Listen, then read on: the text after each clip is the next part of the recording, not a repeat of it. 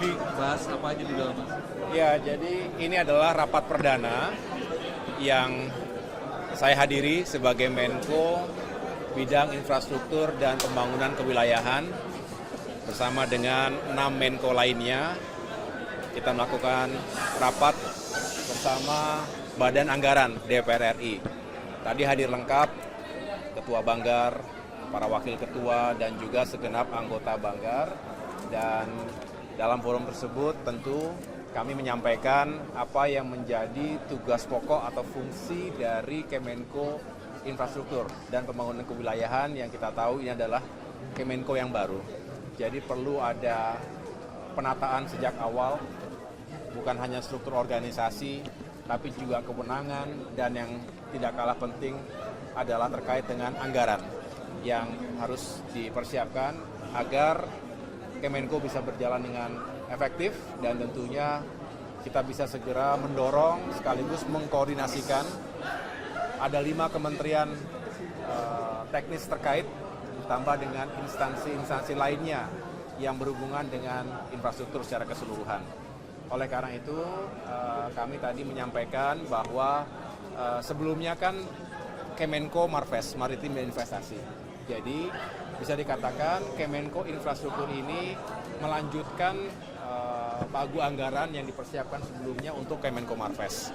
Tentu setelah ada penyesuaian ditambah dengan tugas-tugas yang baru, kami juga mengajukan anggaran tambahan kepada Banggar, dan tentunya tadi secara umum sesuai dengan pagu anggaran yang sudah diketok sebelumnya untuk tahun 2025 tentu tidak ada perubahan lagi, tetapi terkait dengan yang kami ajukan sebagai anggaran belanja tambahan ini mudah-mudahan juga bisa dipertimbangkan, karena memang kami tidak mengada-ngada, hanya fokus pada bagaimana bisa segera bekerja dengan baik. Saat ini untuk gedung kita juga berbagi tentunya dengan KL yang lain, termasuk di situ ada Dewan Ekonomi Nasional, ada Badan Karantina, dan lain sebagainya. Jadi kami tentunya tidak mengeluh, hanya ingin memastikan bahwa agar bisa bekerja 5 tahun ke depan dengan baik, kami butuh dukungan di awal, dan tentunya ini juga inline dengan semangat kerja cepat dan kerja taktis ke depan. Apa saja pagu anggaran yang ingin ditambahkan dari Kemenko Infrastruktur ini untuk 2025, nilainya berapa sih? Iya, tambahannya 273 miliar. Jadi dari pagu yang ditetapkan sebelumnya 230 miliar, ditambah dengan 273 miliar, maka kita berharap mendapatkan 503 miliar rupiah. Untuk di mana? Ada elemennya, nanti bisa saya bagi datanya. Yang jelas ada penguatan manajemen, kemudian fasilitas pendukung, termasuk juga kita ingin membangun semacam comment center, dashboard, dan lain sebagainya, selain tentunya belanja pegawai. Kita ada kurang lebih 639 pegawai, baik itu kategori PNS maupun non-PNS, ada 4 kedeputian, dan ini semua punya tugas yang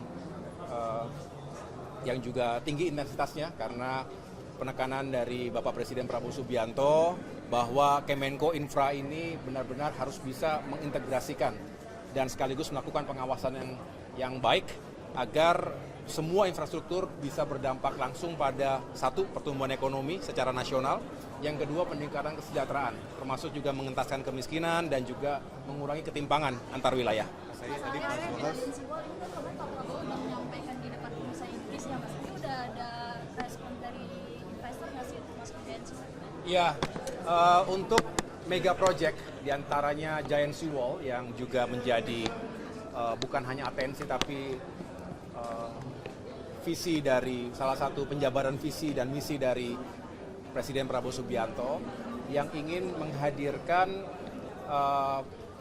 upaya yang serius untuk bisa menyelamatkan masyarakat kita, terutama yang ada di pesisir pantai utara, yang kita tahu juga setiap saat menghadapi ancaman banjir rob akibat land subsidence atau meningkatnya permukaan air laut. Sudah dilakukan upaya dengan membangun tanggul-tanggul di berbagai lokasi. Tentunya di Jakarta yang kita fokuskan saat ini ada kurang lebih 46 km yang harus kita perkuat, termasuk tanggulnya ditinggikan, karena kalau tidak bisa berbahaya pada masyarakat yang ada di sana, termasuk saudara-saudara kita komunitas nelayan. Nah, ini perlu perencanaan yang matang dan anggarannya juga tidak sedikit. Itulah mengapa kita mengharapkan hadirnya investasi yang juga cukup berarti dari dalam maupun luar negeri. Karena kalau hanya mengandalkan fiskal atau APBN kita tentu tidak cukup, karena banyak sekali prioritas lainnya yang juga harus diwujudkan. Oleh karena itu kami juga ingin membuka network seluas-luasnya. Sejauh ini tentu secara